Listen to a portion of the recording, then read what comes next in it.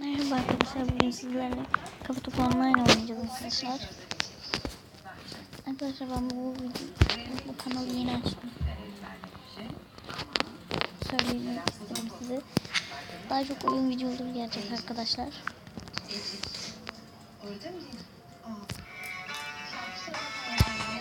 Bir dakika arkadaşlar.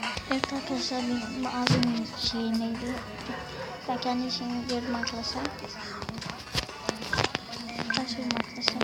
Günümüze giriyorum.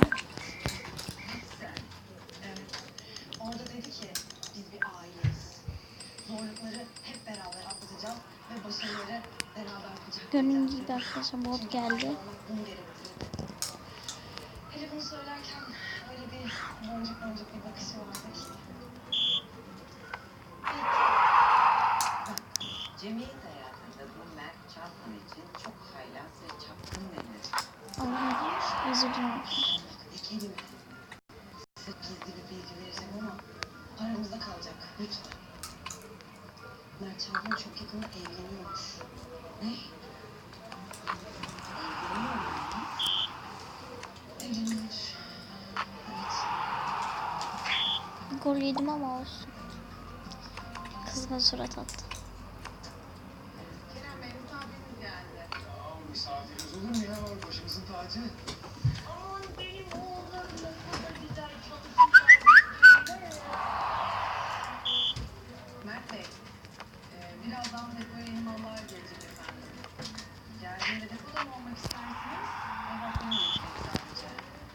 Ben depoda olmayı tercih ederim şahsen. Depoda olmayı. Hatta biz şu an gidelim depo yolda bekleyelim. Aa,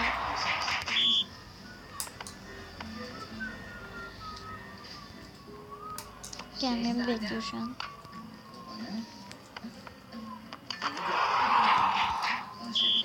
Arkadaşlar tezler için özür dilerim. Televizyonun sesi açık. İçeride şimdi temizlik falan var. Sen hiç girme oraya. Biz ondan sonra gidip rahat rahat konuşalım. Olur mu? Peki. Söylüyor musun? Yok yok istemem. Al.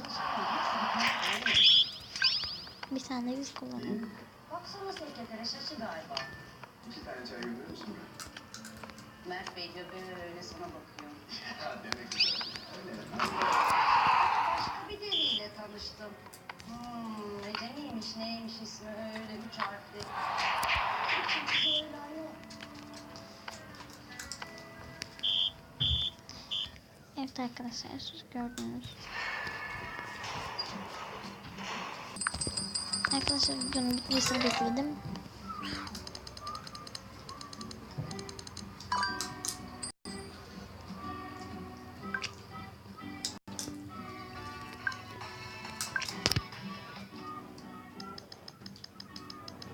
Baba şu an niye kesişiyoruz? Fikrim yok.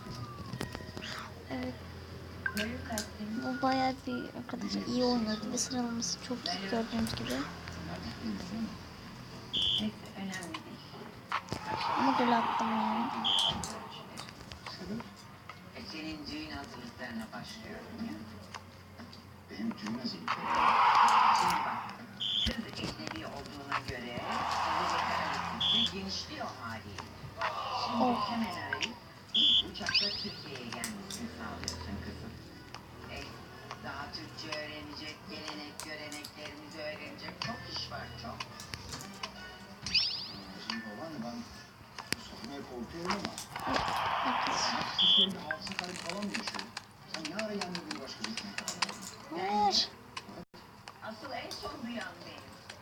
Aşağıda bütün çalışanları senin Mert Bey'in evleneceğini, düğününü konuşuyor. Mert Bey. Gördüğünüz gibi Ha, Mert Bey. yeniliyorum. Yani ben bile bile çıkarttım dedim. Yendim falan yok. Bunu da yapıyorum. Nasıl yani? Arkadaşlar ya kullanıyorum. Kendimi kaybediyorum. Neden böyle oluyorsa.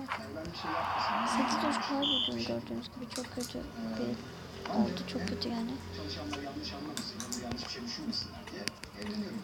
Bir de arkadaşlar kastı şimdi. Sen dahil misin yoksa zırt 4 Bir şey yok. Artık 4-5 golde önde yani. Gazetelerin magazin servisine dönmüşken burada nasıl bu işler? işler dönüyor. Bilmiyorum. Ama 4 gollü. bak, hani raporları sunacak grup var ya. 3 gollü. Ay atamam biliyorum. Gördüğünüz gibi arkadaşlar yeniliyorum. İlk yendim sonra da yenildim arkadaşlar gördüğünüz gibi. Hem de çok ara farkla. Arkadaşlar bir saniyede gol attı ya. Vallahi şu kurabiyeleri zor çıkardım. Şurada şey var arkadaşlar. Ona basacağım. Diğerinde yoktu. Diyor oğlum sana. Senin oğlun gel gitti diyor. Lafa bak. Yani. Arkadaşlar size bir şey söylemek istiyorum. Burada şimdi arkadaşlar burada bir tane çanta var gördüğünüz gibi. 4 maçta kazanırsam ben bu çanta açılıyor 10 maç kazanınca. İşte bunu söyleyecektim ve içine ödüller çıkıyor. Bu videonun da sonuna geldik arkadaşlar. Beni izlediğiniz için teşekkürler.